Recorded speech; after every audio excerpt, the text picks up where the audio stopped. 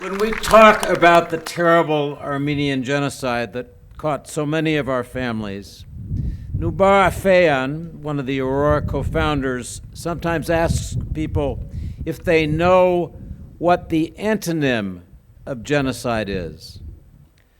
Very good question to which few people know the answer. Luckily, Nubar is here, and he can explain his powerful idea. Nubar.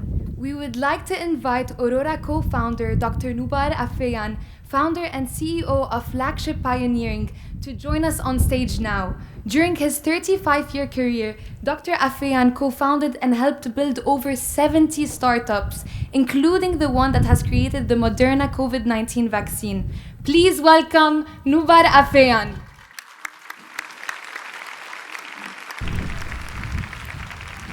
Good evening, dear friends.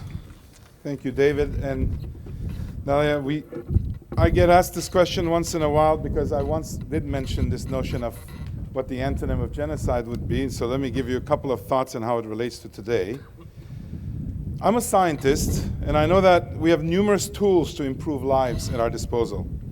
And seeing Aurora's progress over the years, I feel immense pride in being part of this endeavor, launched on behalf of the survivors of the Armenian genocide, and in gratitude to their saviors.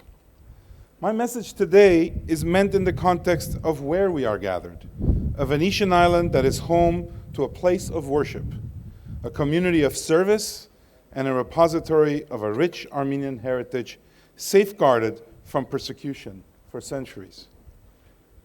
More than a century ago, many Armenians who received help in the darkest hour were able to not only survive, but over the years revive and eventually thrive with the help of others.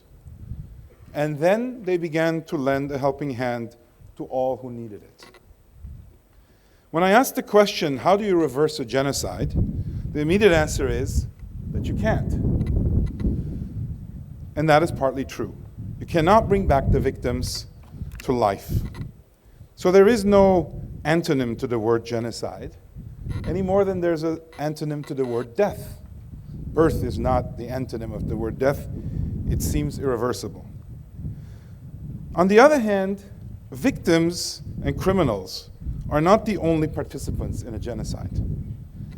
As we often discuss within the context of Aurora, such mass atrocities also involve survivors and their saviors. And that's often overlooked.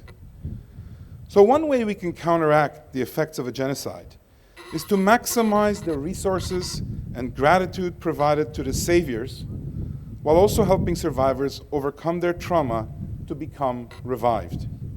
We cannot bring back the 1.5 million people who died at the orders of the rulers of the Ottoman Empire, but we can revive and showcase our excellence in culture, education, medicine, law, architecture, and science. Most importantly, we can change the narrative by completing our transformation from a victim forever trapped in the survival mentality into someone who supports and empowers others. That's the final stage. That is the revival that I see as the antonym of genocide, and that is what Aurora has been doing during the past 6 years.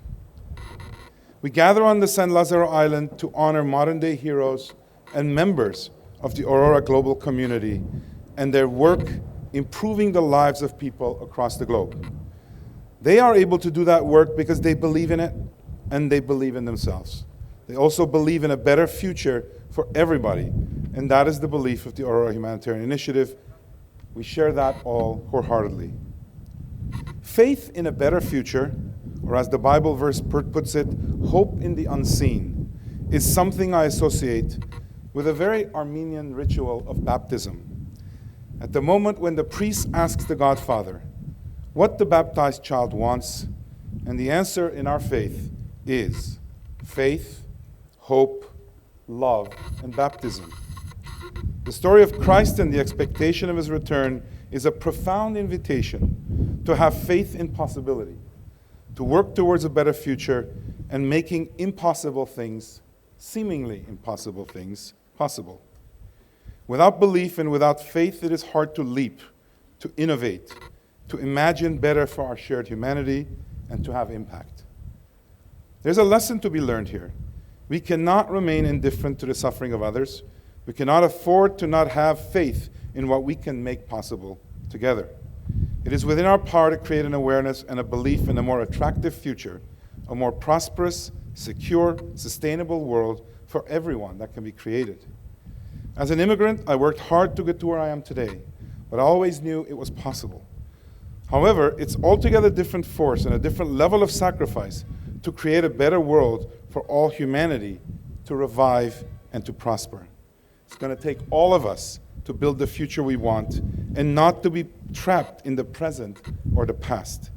But the fact that we're all here today proves that that's possible. Thank you.